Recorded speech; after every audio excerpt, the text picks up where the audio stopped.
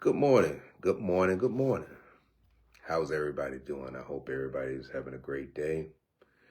I hope and pray that we all are having a good day. You know, as I always say, I don't consider myself a minister, a pastor, any of those things. I'm just an everyday guy that God has taken from hell, from the mire, who God has rescued from hell. So I just come to you today, and again, I'm not coming as a pastor or a reverend. It's not Jonathan. I'm just a guy, just an everyday simple guy that God rescued from hell. And it's that simple. You know, today's message is Goody Two Shoes. I have my monster. As you guys know, I drink my monsters.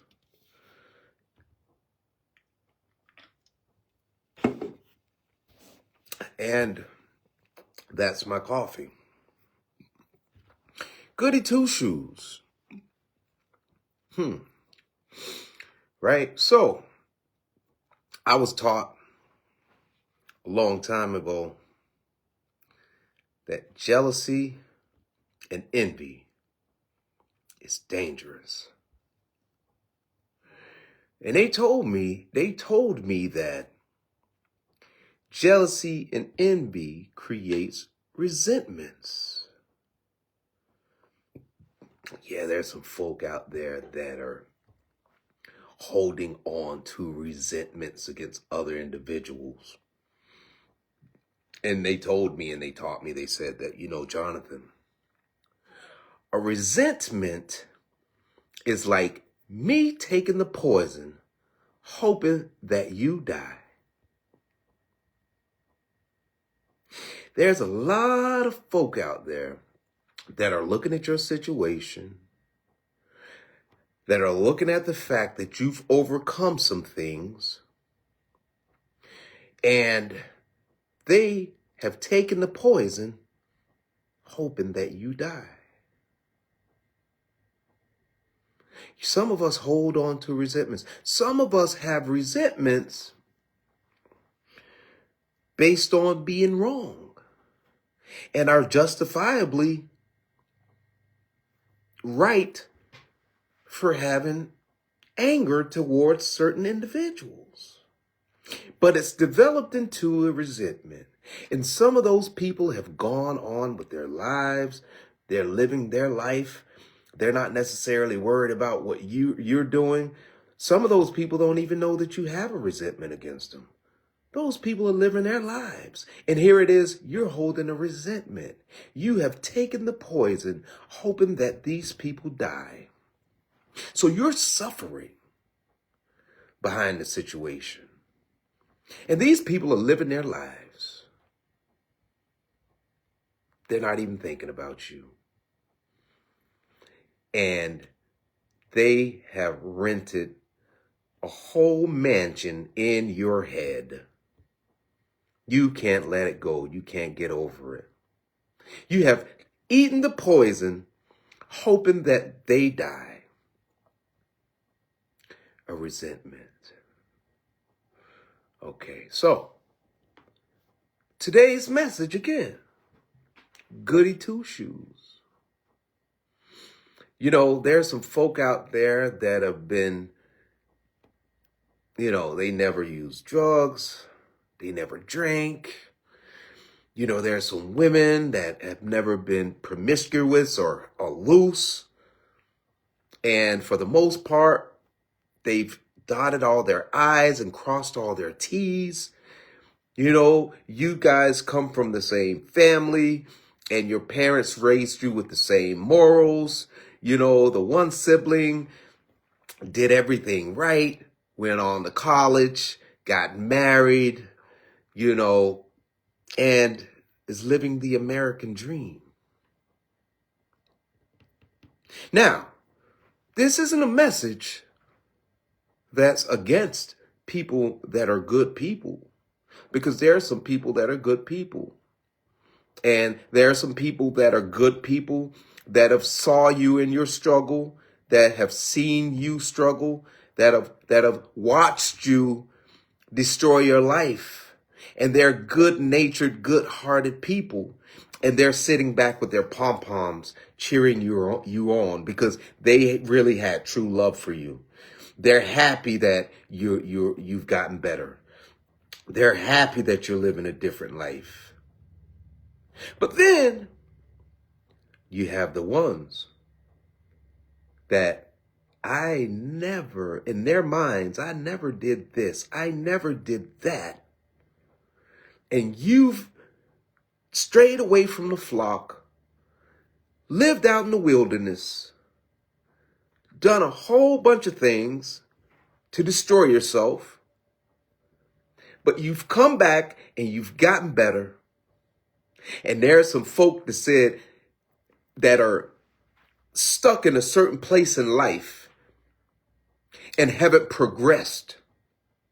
And you've come back, and the fact that you've come back, God has blessed you mightily. And there are some good folk what appeared to look like good folk that aren't too happy about that.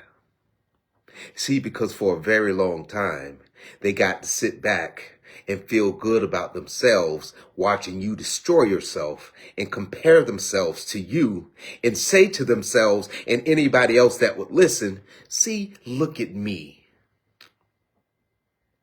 They were able to say that while you were out there living the life that you were living. They were able to say, look at me. At least I don't live that way. I've always been a goody two-shoes.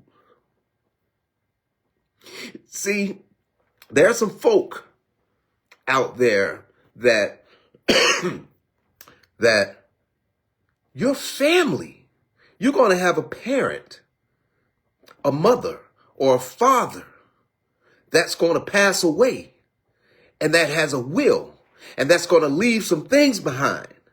And the goody two-shoe is going to step up and take sole control of everything that's going on. Because the goody two-shoe is going to say, wait a minute. You were out there for 30 plus years. You were doing this and you were doing that. And we were here. We were here with mom. We were here with dad the entire time. See, we never caused mom those gray hairs. We never had mom worried at night. Never. And here it is. She's passed on. And here you come thinking that you deserve to equally partake in whatever decisions that are being made. The goody two-shoe. See, there's some folk out there that have watched you in your demise and in your struggle and in the things that you've done in the past however many years. And there's some folk that are sitting back saying to themselves, wow, I hate that they've gotten their life together. I hate that God has brought them out. Because now my position is threatened in their minds. The goody two-shoe. See, some of you were always the good one. That's why you struggled the way you struggled. That's why you went through the things that you have gone through. Because there are always good things about you. You were always the good one. Some of you. But I know there are some folk out there that can identify and relate with the fact that you have some siblings that were always the goody two-shoes. There's nothing wrong with being a goody two-shoe. Nothing wrong with being a goody two-shoe. Nothing at all. Listen, if a person can go on to be successful and doesn't have to or didn't take the route that I took when I was in my destruction, and they're living a good life and they're happy, there's nothing wrong with that. Nothing wrong with that whatsoever. But it's not the fact that we don't cheer people on, or we're not happy for people that have never smoked weed or drank alcohol or, done hardcore drugs, or women that have not been loose and that have gone on to get married or have a steady relationship, whatever the case may be. It's not that we don't cheer that on or we bash that, because we don't. I'd hope that, again, that people don't have to take the route that I took. But see, that's not what I'm not talking about those people. I'm talking about the people that have that have this envy and this strife and this hate in their hearts for people that have wandered out in the wilderness and have done some things and have come back, and God has brought them out of that. And they've gone on to be better people. Today, they're better people. And there's some goody two-shoes out there that's not necessarily so happy about that. There are some goody two-shoes that are sitting back saying to themselves, I never did this, I never did that, and they've done everything. And here it is, I'm still in the same position, and God has rescued those people from hell. And it seems as though in this world that these people that have struggled and that have gone through hell have surpassed some of these people that were goody two-shoes. And they aren't happy about that. Because what people don't understand is that, see, it's not what's outside of you or what you present to the world that is actually the true nature of the being. It's what's on the inside of you. It's what's going on the inside of you. One of these days I'm gonna do a live on the conscious and the subconscious. But that's for a later day. But it's what's on the inside of a person. See, because some of these goody two-shoes are hateful people. Some of these goody two-shoes, deep down inside, they envy a lot of folk. They're jealous of a lot of people. They just know how to camouflage it. Make it look as though they're really good people. Goody two-shoes. You got to ask yourself, am I a goody two-shoe that really, in all honesty, envy and I'm jealous of people that have gone through hell and that are living a better life today? Am I that individual? I need to ask myself that. Because let me tell you something. You have some siblings. You have some friends. You have some associates. There are some people that are not necessarily happy that God has delivered you from hell.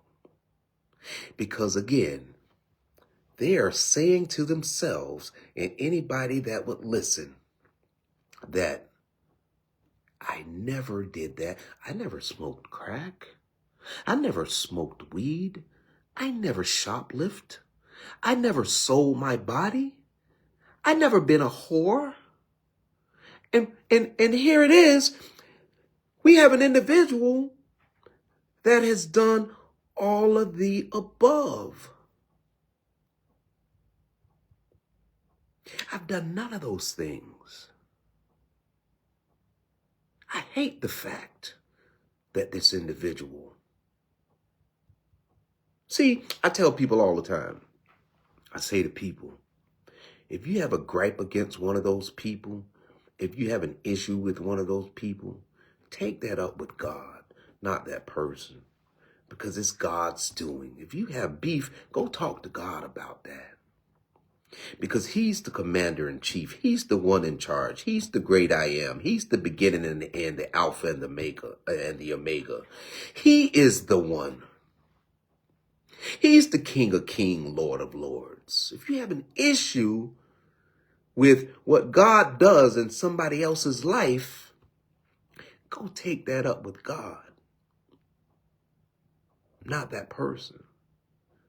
If you got beef, if you want to question anything, if you want to talk to somebody, if you're angry about what has happened and what has taken place in somebody's life, go talk to God about it. Go talk to God. Now, I am going to read something, and it's in the book of Luke. It's in the 15th chapter, and it starts at the 11th verse. But today, I am going to just read a portion of it. It's the prodigal son, but I'm just going to read a portion of it, because the topic, the subject matter today is Goody Two Shoes. Goody Two Shoes. I'm going to start at the 25th verse. Again, this is Luke chapter 15, and I'm starting at the 25th verse. And it reads, "Now his elder son was in the field, and as he came and drew nigh to the house." Now it's talking, this passage is talking about two sons. And one of the sons, which is the oldest brother, is out in the field. And it says, and he came and drew nigh, which means near, to the house. He heard music and dancing, and he called one of his servants. So obviously, the two brothers that I'm talking about have a pretty nice life. They're well off. They're not, poor individuals. They're well off. So this elder son, he hears music and dancing, and he called one of the servants and asked what these things meant. And he said unto him, "Thy brother is come, and thy father hath killed the fatted calf." So there's an older brother, and he's out in the field. And obviously his younger brother has strayed away from the flock, and he's out in the wilderness. And he's lived a riotous life. He's been like a lot of us. He's been a whoremonger. He's been an addict. He's been, he's just sinned against God. He turned away from, his upbringing. He's turned away from his morals. He's run away from his morals. So he's been out there in the wilderness.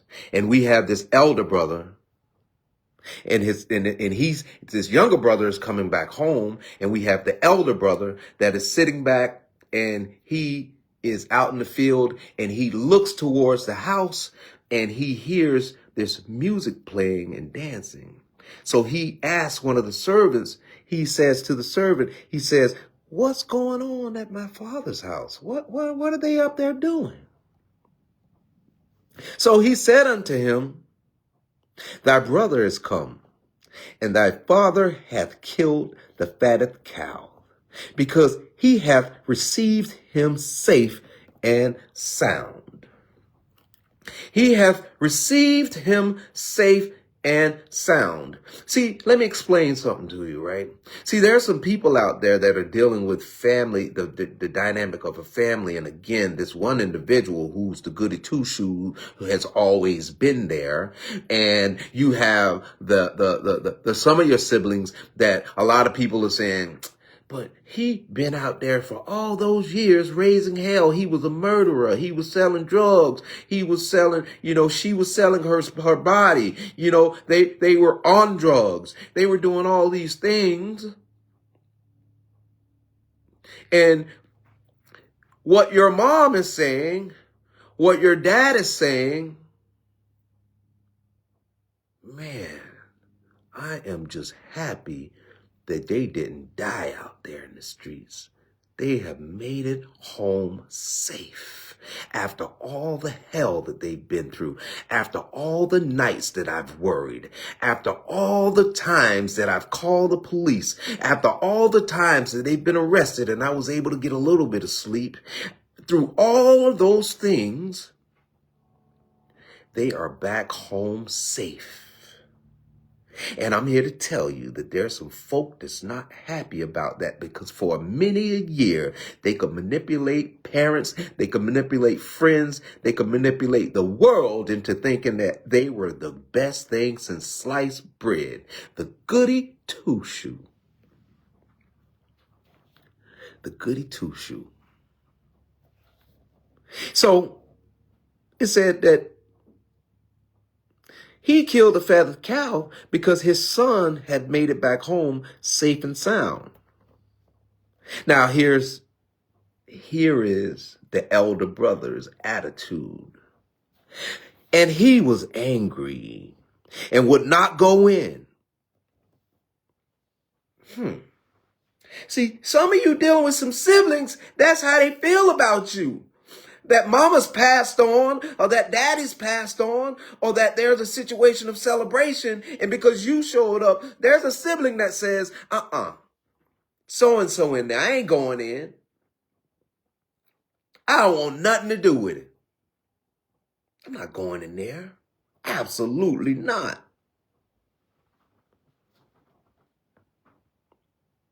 So he said, I will not go in. Therefore came his father out. Your mother comes out, your dad comes out, and entreated him, spoke with him. And he answering said to his father, Lo, these many years do I serve thee, neither transgressed I at any time thy commandment. So he said, I not at one time did I break one of your commandments. I didn't transgress. I've been here the whole time. And yet thou never gavest me a kid that I might make merry with my friends. Thou never killed a fatted cow that I might enjoy with my friends. You never threw me a celebration. You never had a party for me. I'm the goody two-shoe. But as soon as thy son was come, which hath devoured thy living with harlots, with whores, thou hast killed for him the fatted cow. And he said unto him, Son, thou art ever with me, and all that I have is thine. It was meant that we should make merry and be glad, for this thy brother was dead and is alive again, and was lost and is found. See, when people love you and they have love for you, they have the same emotions, the same feelings towards their sibling or that person who's been out there in the wilderness, who's been lost, and who is now come back, who God delivered them from hell, right? Those people that truly love you, that's how they feel about you. When they know that you've struggled, they know that you've been through hell, they know that you've been on drugs, they know that you've been out there in the wilderness, they know that you've been a prostitute, they know that so you're not that person anymore. But some people won't let that go because in their minds, they are the goody two-shoe. And what the father is simply saying is that, listen, son, he's saying this to the elder son. He's saying, listen, you never strayed away. You've been here with me. All that I have is yours. There's no need to celebrate anything that's in regards to you because you never left the fold. See, we should be so happy that this person didn't die.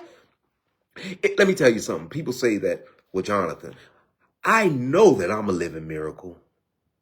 I know without a shadow of a doubt that I am a living miracle. I know I am. Because the life that I lived, I should have been dead.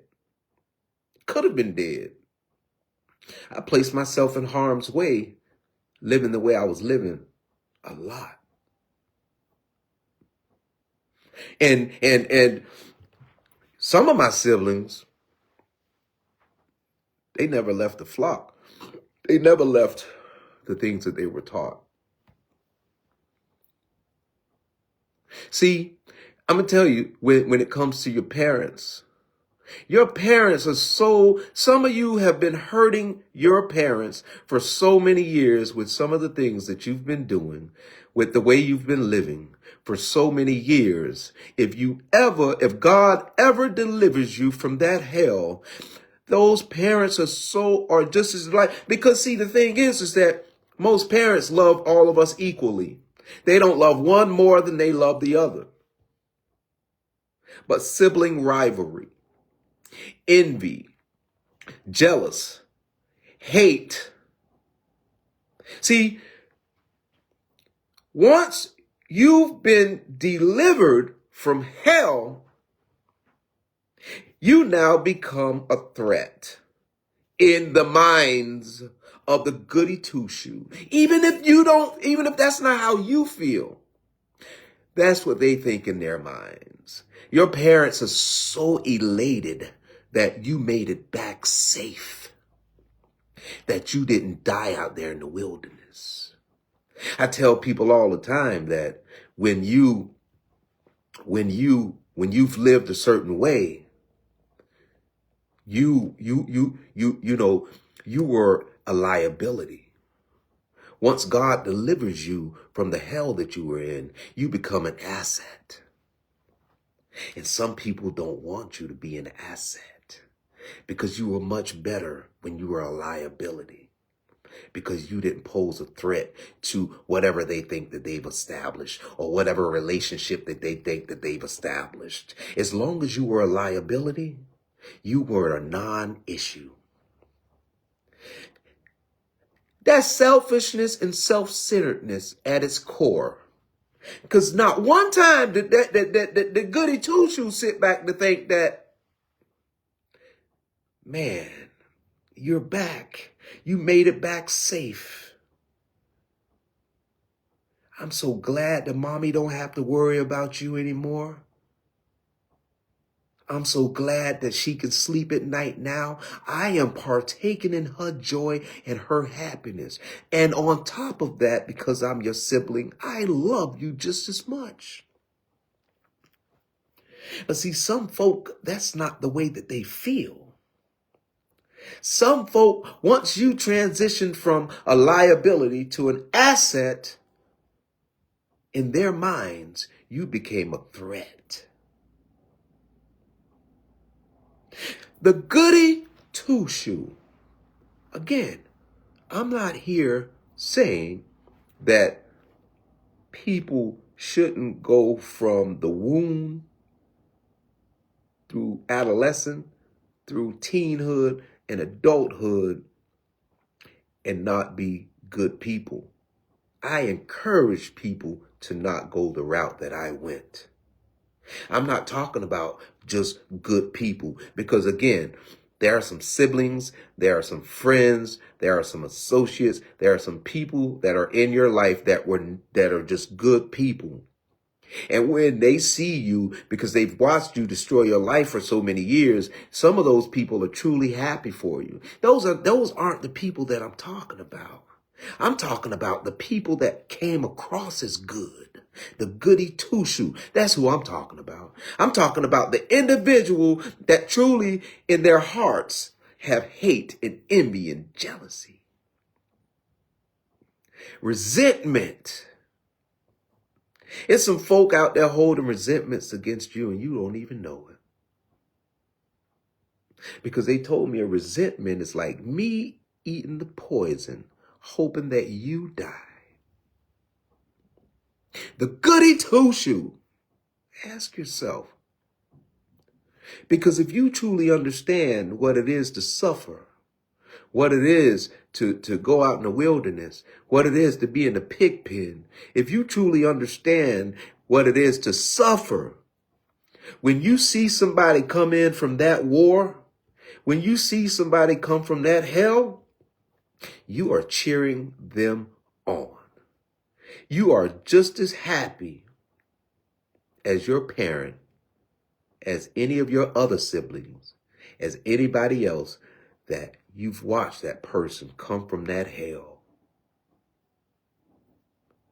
It says the father killed the fatted cow. He threw a celebration. He threw a party for the younger son that gave away all his inheritance and went out there to live amongst the whoremongers, the prostitutes, the pimps, the drug pushers, the addicts, the alcoholics. Yes. The father threw a celebration, threw a party. He was elated to see his younger son come back to the flock. There's some people out there that's saying to God that, hey man, who are they? They don't deserve it. Why? God, I never sinned or did the things that person did. Why? Why are you blessing them with the new house? Why are you blessing them with the wife? Why are you blessing them with the husband? Why are you getting them a new car? Why are you doing these things for that individual, God? I've never smoked crack. I've never sold my body. I've never sold drugs. I've never murdered anybody. I've never done any of these things, God. Why? How?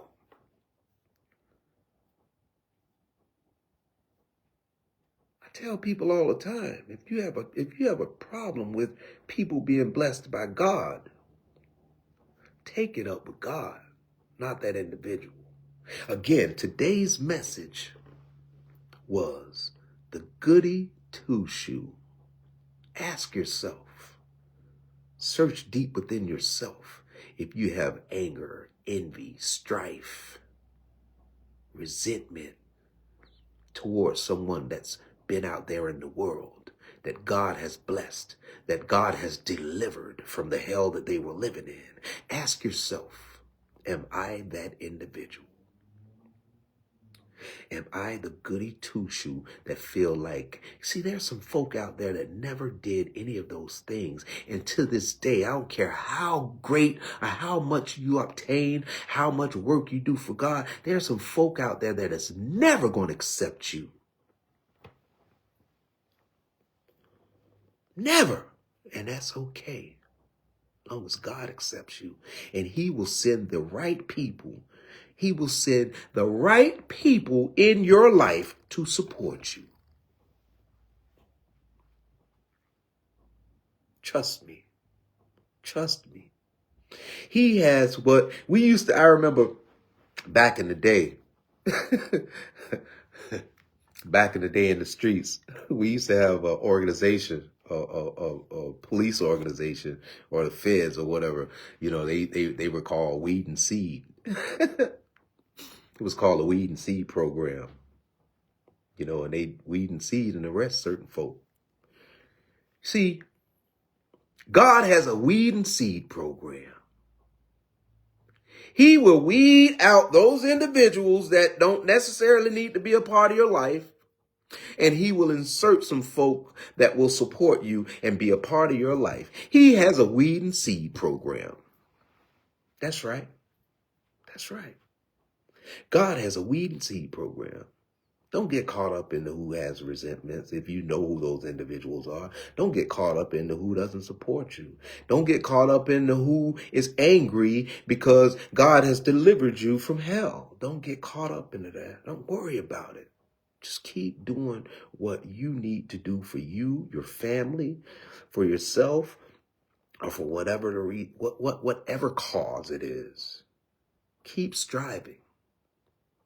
Don't get caught up into those things, because there are going to be some folk out there, some goody two-shoes that are never going to accept you.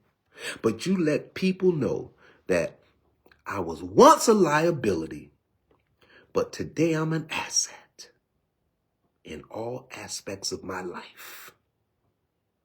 Hey, I'd like to thank everybody for tuning in today. I hope that somebody got something out of it. I love each and every one of you. And until we talk again, peace.